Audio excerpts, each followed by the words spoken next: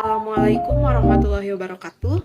Sampurasun. Perkenalkan, nama saya Tripani Putriani. Saya merupakan salah satu wakil kepala sekolah bidang kesiswaan SMK Pulsi SP Suryalaya Tasikmalaya.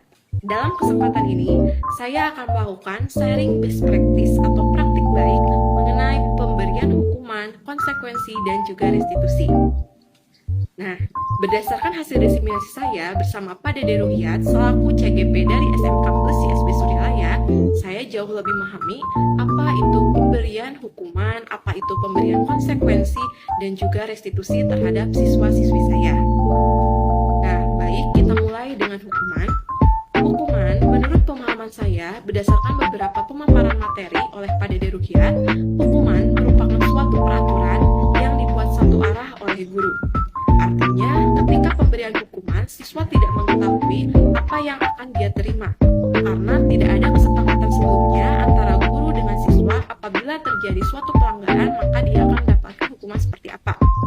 Namun, yang kedua yaitu konsekuensi. Konsekuensi merupakan suatu peraturan di mana terjadi kesepakatan dua arah, yaitu antara pendidik atau guru dengan siswa. Artinya, siswa tersebut sudah mengetahui apabila dia melakukan suatu pelanggaran, maka dia akan mendapatkan suatu konsekuensi yang tegas dari kesepakatan bersama antara guru dengan pihak siswa tersebut. Baik, selanjutnya adalah restitusi. Restitusi merupakan suatu proses kolaboratif di mana peserta didik dituntut untuk mampu menyelesaikan permasalahannya secara mandiri. Artinya, di sini peserta didik dituntun atau dibimbing oleh pendidik supaya menyadari kesalahan apa yang telah diperbuatnya, sehingga peserta didik ini dapat menilai dirinya sendiri seperti apa dia menginginkan dirinya, kemudian efek atau timbal balik terhadap orang lain seperti apa.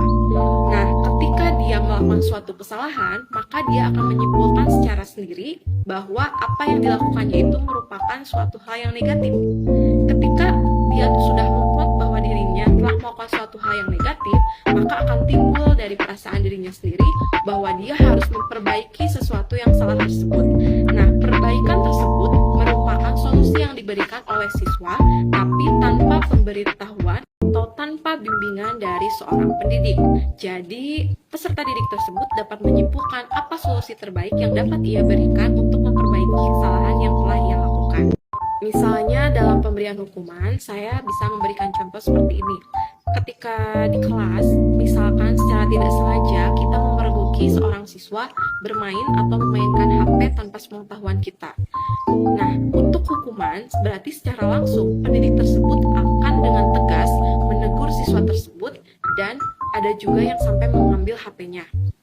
Nah, bentuk hukuman itu adalah kita bisa langsung mengambil HP anak tersebut, kemudian kita simpan di meja kita, kemudian kita sambil memberikan suatu pernyataan, maaf, kamu telah melanggar aturan di kelas saya.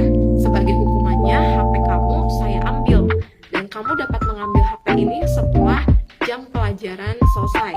Artinya, HP ini bisa diambil ketika jam pulang, seperti itu. Nah, misalkan teguran atau pernyataan ketika pemberian hukuman seperti itu, langsung dan tegas di hadapan siswa yang lainnya.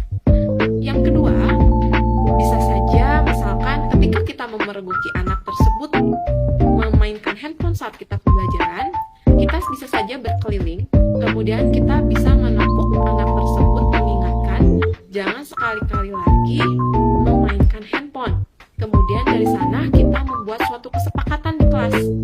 Barang siapa yang memainkan handphone tanpa sepengetahuan ibu, misalkan seperti itu, maka konsekuensinya adalah HP tersebut akan ibu ambil selama jam pelajaran dan pengambilan handphone tersebut misalkan ketika akan pulang sekolah, seperti itu. Nah, ketika kesepakatan sudah dibuat, maka semua atau seluruh peserta didik akan mengetahui bahwa ada aturan di kelas bersama saya. Dan ketika mereka sudah mengetahui ada aturan, biasanya siswa akan lebih disiplin dan lebih hati-hati karena mereka sudah sepakat satu kelas bahwa ada yang melakukan pelanggaran, maka dia akan menerima konsekuensinya, seperti itu.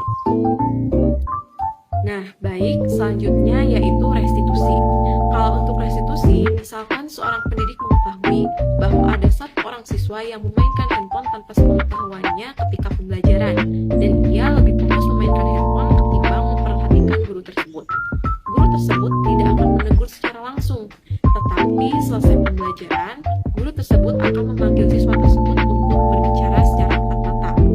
Guru tersebut tidak akan menegur atau langsung menjudge siswa tersebut telah melakukan kesalahan, tetapi guru tersebut akan bertanya, apakah tadi kamu memainkan handphone ketika ibu sedang mengajar? Nah, maka siswa tersebut akan menjawab, meskipun pada mulanya pasti dia akan mengelak. Nah, di sini tugas seorang pendidik meyakinkan peserta didik bahwa pendidik tersebut bisa dipercayai sebagai orang terdekatnya. Ketika siswa sudah mulai terbuka dengan kita ajukan beberapa lagi pernyataan atau pertanyaan. Kita ajukan lagi pertanyaan seperti, apakah perilaku tersebut merupakan perilaku yang baik ketika ada seorang guru dan kamu mainkan handphone secara diam-diam? Kemudian kita tanyakan lagi bagaimana perasaan guru tersebut ketika ada siswa yang memainkan handphone secara diam-diam, tidak memperhatikan pembelajarannya. Kemudian kita tanyakan peran atau perilaku siswa seperti apakah yang seharusnya ketika berada dalam kelas dan sedang melaksanakan pembelajaran. Yang baik itu harus seperti apa? Nah, sedikit demi sedikit pasti siswa tersebut akan merasakan suatu penyesalan dan penyadaran diri. Artinya siswa tersebut pasti akan merasakan, oh iya, saya melakukan kesalahan dan sebaiknya perilaku saya itu seperti ini. Seperti hal-hal yang positif nantinya akan ia jabarkan sendiri. Karena pada hakikatnya setiap orang itu memiliki hati nurani. Nah, ketika siswa sudah menyadari kesalahannya dan dia sudah menemukan solusi yang baik dari dalam dirinya sendiri, maka dia kemudian hari dia tidak akan melakukan hal yang sama, pelanggaran yang sama, karena dia sudah memplot dalam dirinya bahwa itu sesuatu yang tidak baik, dan dia juga sudah menemukan solusi dari dalam dirinya bahwa seorang guru ketika berada di dalam kelas dan melaksanakan pembelajaran, peran sebagai siswanya itu dia harus memperhatikan full kepada guru tersebut, dan dia akan memainkan handphone ketika mendapatkan izin dari gurunya tersebut. Karena penyesalan dan solusi berasal dari diri dia sendiri, maka akan lebih mudah dia mengalami restitusi seperti itu. Nah, mungkin itulah yang dapat saya paparkan mengenai pemahaman saya tentang hukuman, kemudian tentang konsekuensi dan juga restitusi. Nah, dari sini juga saya lebih memahami peran kontrol saya sebagai pendidik terhadap siswa, bahwa kita tidak boleh menjadi pendidik yang ramah fable ya, artinya tidak terlalu ramah, tapi kita harus memiliki prinsip sebagai manajer dalam pendidikan terhadap siswa. Artinya kita bisa ramah pada waktu tertentu, tapi kita juga bisa tegas dan juga bisa mendidik peserta didik kita dengan perasaan yang sebagaimana guru terhadap siswa.